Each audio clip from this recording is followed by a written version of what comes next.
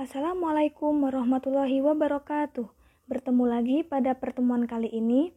Kali ini kita masih membahas sistem gerak manusia pada materi sifat kerja otot dan kelainan pada otot. Disimak baik-baik ya. Seperti yang kita ketahui bahwa sifat kerja otot terbagi menjadi dua. Yang pertama yaitu otot antagonis dan yang kedua otot sinergis.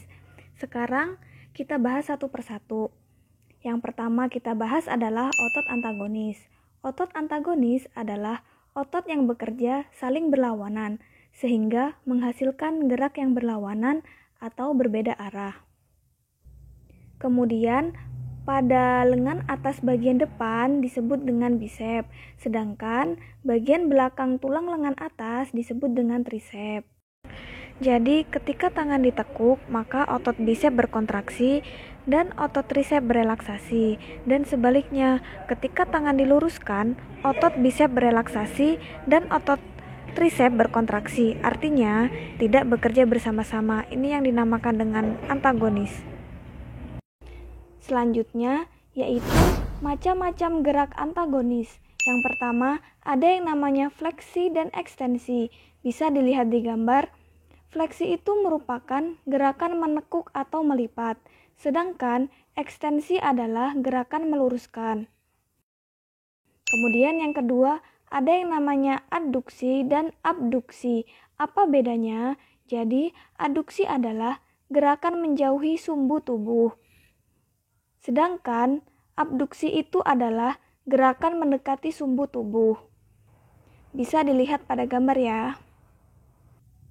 Kemudian yang ketiga ada gerakan pronasi dan supinasi. Pronasi itu menelungkup dan supinasi menadah. Bisa dilihat di gambar ya.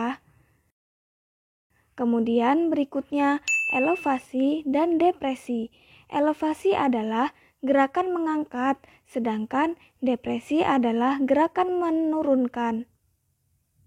Berikutnya ada inversi dan eversi. Inversi merupakan gerakan memiringkan atau membuka telapak kaki ke arah dalam tubuh. Sedangkan eversi merupakan gerakan memiringkan atau membuka telapak kaki ke arah luar. Selanjutnya yang kedua yaitu otot sinergis. Otot sinergis adalah otot yang saling mendukung kerja satu sama lain sehingga menghasilkan gerakan satu arah.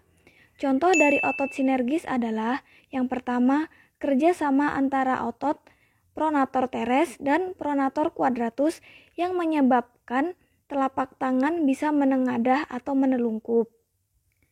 Seperti yang kita lihat pada gambar ya. Kemudian yang kedua yaitu kerja sama antara tulang-tulang rusuk untuk melakukan pernafasan. Selanjutnya yaitu kelainan pada otot. Yang pertama ada kram atau kejang otot, yaitu merupakan keadaan otot yang tidak mampu lagi berkontraksi. Kram bisa terjadi saat cuaca dingin atau aktivitas otot terlalu berat. Kemudian ada tetanus. Tetanus ini merupakan kejang atau kaku otot secara terus-menerus. Penyebabnya yaitu karena terinfeksi bakteri Clostridium tetani yang masuk melalui luka. Bisa luka akibat tusukan paku, kecelakaan, tubuh yang terbakar, atau gigitan hewan. Tetanus ini dapat menyebabkan kerusakan struktur pada otot. Selanjutnya yaitu hipertrofi. Hiper artinya berlebihan. Artinya ototnya berlebihan. Kenapa disebut kelainan? Karena orang yang mengalami hipertrofi otomatis energi yang digunakan untuk beraktivitas jumlahnya banyak.